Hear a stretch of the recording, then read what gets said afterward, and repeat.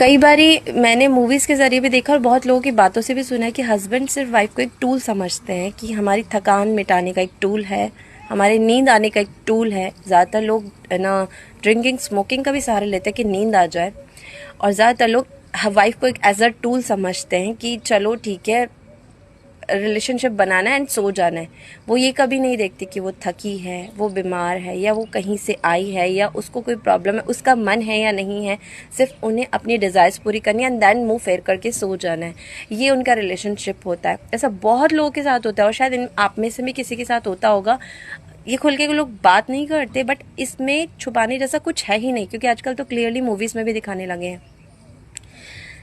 देखिए, बच्चे पैदा कर लेना और सिर्फ इस तरह से रिलेशनशिप बना लेना, ये शादी नहीं होती है। जब आपने देखा होगा, एक पार्टनर के जाने के बाद भी दूसरा पार्टनर बहुत अच्छे से ज़िंदगी बिताता है, क्योंकि कहीं ना कहीं वो उससे मेंटली। वजह है कि कई कपल्स बुढ़ापे से पहले उनका रिश्ता मर जाता है, और कई कपल्स को देखती हूँ मैं जो बूढ़े हो गए 60-70 साल की एज में भी हाथ में हाथ डाल के बहुत खुशी से एक दूसरे के साथ घूमते हैं, इंजॉय करते हैं। उस सेकंड पारी में घूमने निकलते हैं, बाहर जाते हैं कि भाई अब हमारी घूमने का टाइम आया, इंजॉय करने का टाइम है। और ऐसे में जो हमारे एज के कपल हैं, वो जैसे कि उनकी लाइफ ही ख़त्म हो गई, डिस्ट्रॉय हो गई, उनके पास कुछ बचा ही नहीं है बात करने को या एक दूसरे के साथ शेयर करने को।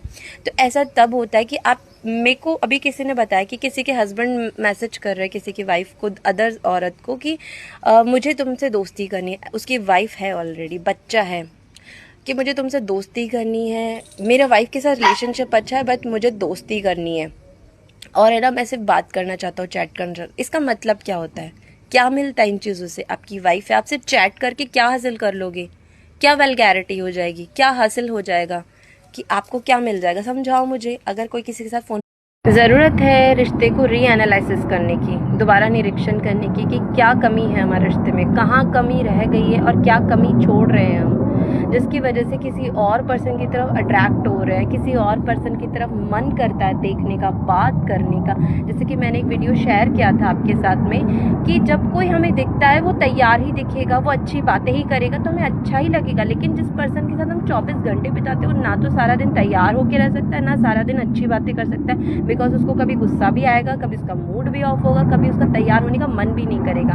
तो ऐसे में जब आप किसी अदर पर्सन की तरफ, मेल है फीमेल, अट्रैक्ट होते हो कि भाई खूबसूरत औरत है, स्लिम ट्रिम है, बहुत सेक्सी दिख रही है, का मतलब नहीं उस चीज़ का, वो आपको क्यों घस डालेगी? आप में क्या ऐसा एफर्ट्स है जो आपको और डाल भी दिया तो क्या मिल जाएगा?